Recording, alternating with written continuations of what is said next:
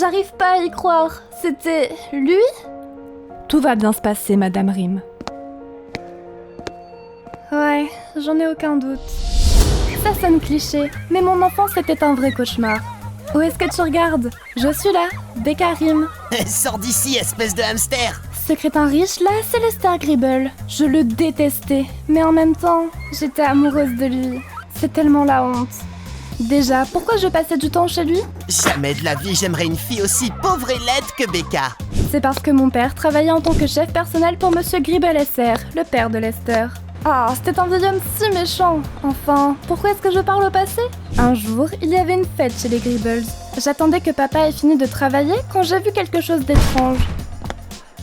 C'est vraiment un abruti ce cuisinier! Ça aurait été tellement drôle comme blague!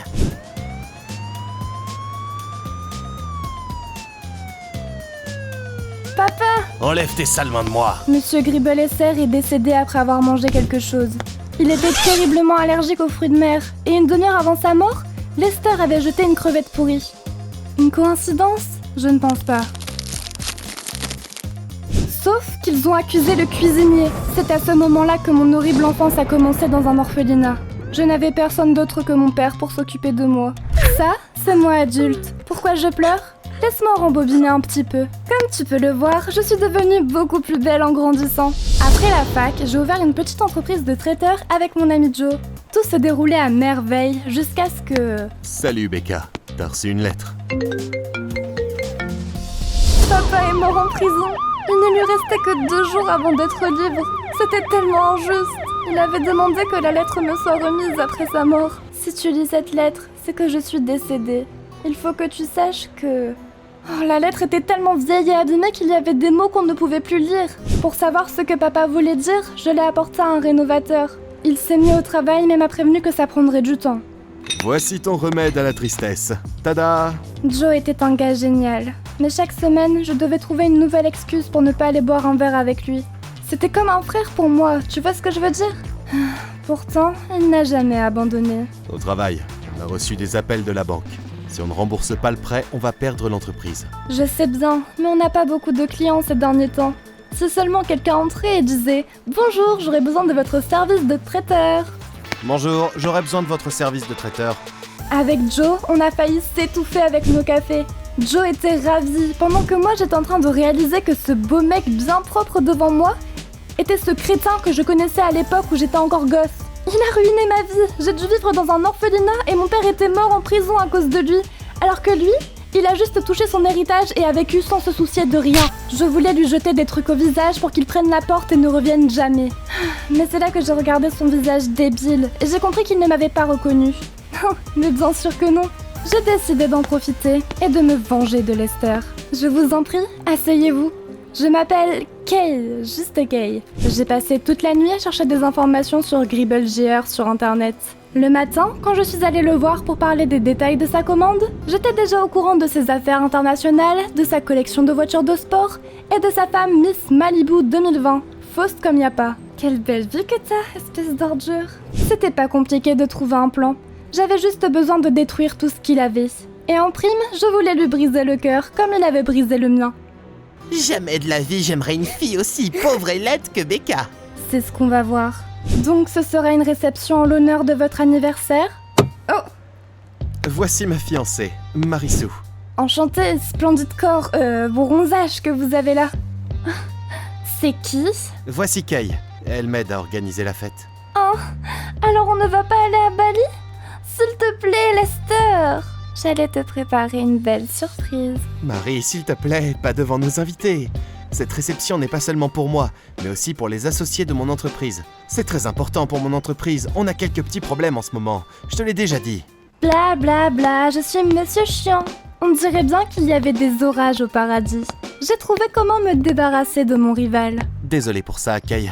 Où en étions-nous ? On avait discuté de sa commande et j'étais sur le point de retourner au bureau quand j'ai entendu quelque chose de très intéressant. Maman, Lester ne m'aime pas du tout. Espèce d'idiote, on s'en contrefiche de s'il t'aime. Le plus important, c'est qu'il soit riche.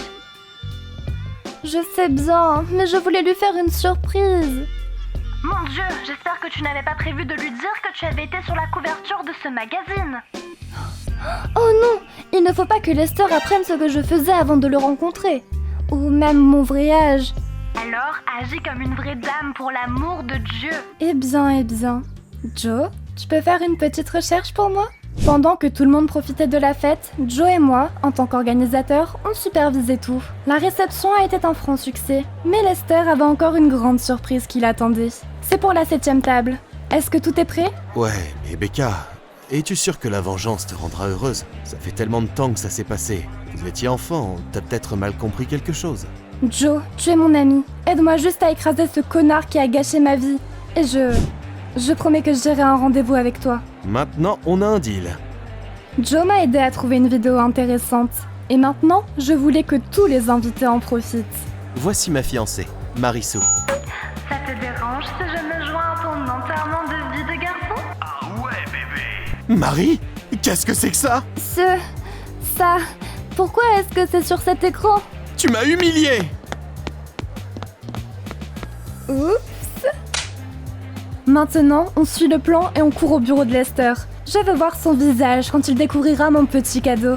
J'étais jeune, j'avais besoin d'argent. Mon Dieu, qu'est-ce qu'il y a d'autre que je ne sais pas sur toi ? Et qu'est-ce que c'est ça ? Je peux tout expliquer. Je n'arrive pas à croire que c'est la femme que j'allais épouser.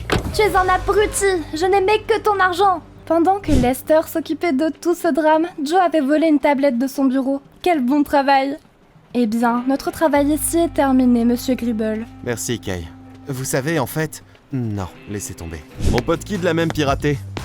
Tu fais des miracles! La banque nous a envoyé un deuxième message. Oui, je dois d'abord finir de m'occuper de Lester. Il aura enfin ce qu'il mérite. Je pensais que ce qu'on avait fait était suffisant. Oh mais non, loin de là, je ne fais que commencer. Malheureusement, il n'y avait strictement rien de compromettant sur la tablette. Par contre, j'ai trouvé l'emploi du temps de Lester pour la semaine. Et je savais exactement comment l'utiliser. Aïe! Êtes-vous blessé ? Kay ? Quelle agréable surprise! Oui, j'adore courir ici le matin en vrai. Je savais exactement où et quand Lester serait. Je connaissais ses endroits préférés, ses livres préférés, ses films préférés, le type de café qu'il préférait et où il aimait dîner. Alors, je n'arrêtais pas de le croiser et de faire genre que c'était par accident. Tu vas tomber amoureux de moi, Lester Gribble Jr. J'étais sûr que je te croiserais ici, Kay. C'est Crime et Châtiment ? Tu connais ? J'adore ce roman. Vraiment? Moi aussi. Le sourire de Lester s'élargissait à chaque fois qu'on se croisait. Sa chère petite Marissou ne lui a pas manqué pendant très longtemps. Tu peux me dire pourquoi il reste à peine quelques centimes sur le compte de l'entreprise? Joe, j'ai juste pris de l'argent pour louer une voiture. Quoi? Becca, t'es complètement... Un dîner aux chandelles. D'accord. La voiture est-elle prête? Pile à l'heure. Kay, on dirait bien qu'on aime le même genre de voiture. Qu'est-ce qu'il t'est arrivé ? J'ai fait mes petits yeux de biche et je lui ai expliqué que j'avais un pneu crevé.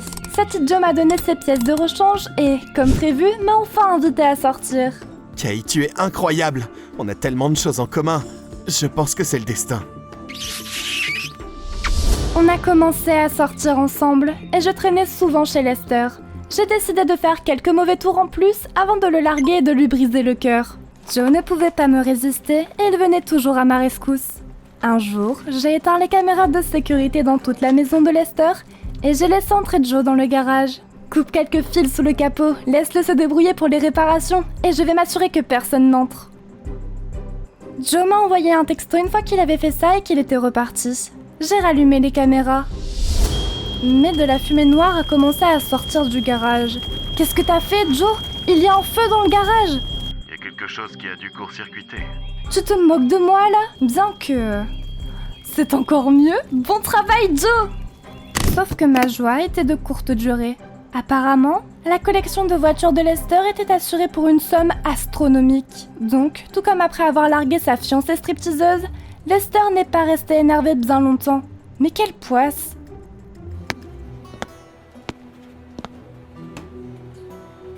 A volé une banque? Les partenaires japonais de Lester sont venus. Ils organisent un événement pour une centaine d'invités et ils ont besoin d'une grande restauration. Et c'est juste une avance. Juste à temps parce que je suis complètement fauché. Je vais bientôt devoir dormir dans ma voiture. Parce que les comptes de l'entreprise allaient mieux, mais ma vengeance était dans une impasse. J'étais presque prête à abandonner quand le karma a finalement rattrapé Lester pour les péchés de son passé. Monsieur Lester Gribble, j'ai un mandat d'arrêt contre vous. Pardon? J'exige une explication. Vous êtes soupçonné de fraude à l'assurance. C'est absurde! Enlevez vos mains de moi! Waouh, il semblait que la chance de Lester avait tourné. Ses partenaires ont été choqués et ont dit qu'ils ne concluraient plus aucun accord avec une telle personne. Le soir, Lester a été libéré sous caution, mais il était endetté jusqu'au... Enfin bref, t'as compris. Imagine, les assureurs ont découvert qu'avant l'incendie, quelqu'un avait délibérément éteint les caméras de surveillance, puis les a rallumées. Ils pensent que puisque mon entreprise était confrontée à des problèmes, j'avais décidé que la fraude à l'assurance était la meilleure solution. Chérie, je suis tellement désolée pour ce qu'il t'arrive. Désolée? J'étais enchantée. Les affaires de Gribble s'effondraient lentement. Il vendait sa propriété et dépensait tout son argent pour des avocats. Mais j'avais peur que Lester réussisse à s'en sortir à nouveau. Comme quand il avait été enfant et s'en était toujours sorti avec tout ce qu'il faisait de méchant. Et j'ai trouvé comment finir Lester. Il fait tellement sombre et flippant ici. On a des problèmes d'électricité après l'orage d'hier. Merci d'être venu. T'es prête? J'aimerais me coucher tôt. J'ai une réunion avec mon avocat demain. Oh, bien sûr, chérie. Je vais aux toilettes. Tu peux mettre ces documents dans le coffre-fort? Chérie, ça me plaît. Et le code? C'est mon anniversaire.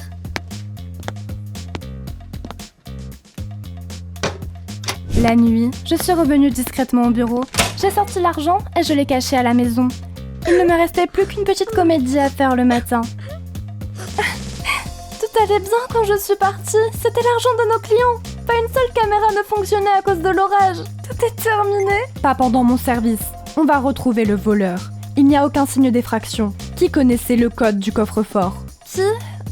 Juste moi et Joe, mon associé. Bien que j'y pense, mon petit ami Lester Gribble le savait aussi. C'est un peu compliqué en ce moment pour lui, mais il n'aurait jamais pu me faire ça. Nous allons vérifier toutes les possibilités. Voici ma carte de visite. Si vous vous souvenez de quoi que ce soit, appelez-moi. Ils ont bientôt confirmé que les empreintes digitales de Lester étaient sur la scène du crime. Et bien sûr, il a été convoqué pour un interrogatoire. Alors c'était toi? Lester, je te faisais confiance. Bébé, je le jure, je n'ai rien à voir avec cette affaire. Sauf qu'il n'était pas le seul à avoir été convoqué pour interrogatoire. Joe était suspect aussi. Ses empreintes étaient sur le coffre-fort et tout le monde en ville savait à quel point il avait besoin d'argent. Et quelqu'un l'avait même vu près du bureau cette nuit-là. Oh, fais chier, je voulais pas piéger Joe. Il me fallait une solution et vite. C'est Bekarim, je crois que je me souviens de quelque chose. La nuit du cambriolage, j'étais en train de faire un footing. J'ai vu un gars sortir du bureau avec un masque. C'était un masque Spider-Man, c'est ça. Joe, Lester et un autre pauvre gars ont dû participer à une enquête. J'ai été convoquée en tant que témoin. Reconnaissez-vous l'un d'entre eux? Bien sûr, j'ai reconnu Lester par sa taille et je l'ai pointé du doigt. Je crois que c'est celui au milieu. C'est lui. Enlevez vos masques. Numéro 3, avancez. Quoi? T'es complètement dingue! Me touchez pas! Lâche-moi, j'ai dit! J'arrive pas à y croire. Tout va bien se passer, Madame Rim. La justice a finalement été rendue. Kay, qu'est-ce qui se passe? Ils veulent me mettre en prison. Dis-leur ce qui s'est vraiment passé. Imbécile, tu m'as vraiment oublié? J'ai rappelé à Lester toutes ces fois où il m'avait intimidé quand on était enfant et lui ai dit qu'on a tous les deux perdu nos pères à cause de sa farce. T'es folle! J'ai jamais rien fait ça! Moi aussi je suis devenu orphelin, si t'as besoin que je te le rappelle! Et je suis... désolé. J'étais vraiment un abruti à l'époque. Il est trop tard pour être désolé. Soyons honnêtes, tu mérites d'être en prison. Ciao! Becca, tu fais quoi là? Joe, j'ai pris l'argent du coffre-fort pour piéger Lester. Je l'ai caché à la maison et je le ramènerai au bureau demain matin. Je suis désolée que tu aies été à ce point impliqué. Au diable l'argent! C'est enfin terminé! On peut enfin être ensemble! Voilà le truc, Joe. Je t'ai menti pour que tu m'aides à me venger. Je te vois seulement comme un ami et je ne pourrai jamais sortir avec toi. Bon, on se voit demain alors? J'arrive pas à y croire. C'est une fin heureuse, n'est-ce pas? Malheureusement, non. Le soir même, les flics sont venus. Ils ont fouillé chez moi et ont trouvé l'argent. Il s'est avéré que Joe a tout balancé à la police. Eh bien, il avait probablement le droit d'être en colère. Venez avec nous, Madame Rim. Eh bien, comment va ma cliente? Mal. Des nouvelles? Oui, mais pas des bonnes.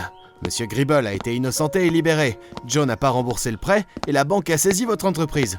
Mais je vous ai rapporté du courrier. Oh, c'est la lettre de mon père. Enfin, elle a été restaurée. Si tu lis ça, ça veut dire que je suis mort. Il faut que tu saches que... Je méritais de passer toutes ces années en prison. Gribble Senior m'a mis en faillite. J'attendais une chance pour me venger. Un soir, j'ai viré le gosse qui servait des crevettes pourries et... j'ai mis du poison dans la nourriture de Gribble Senior. Ça faisait un moment que je l'avais sur moi. Tu étais jeune à l'époque, et ils ne t'ont pas dit la vérité. Je suis désolé.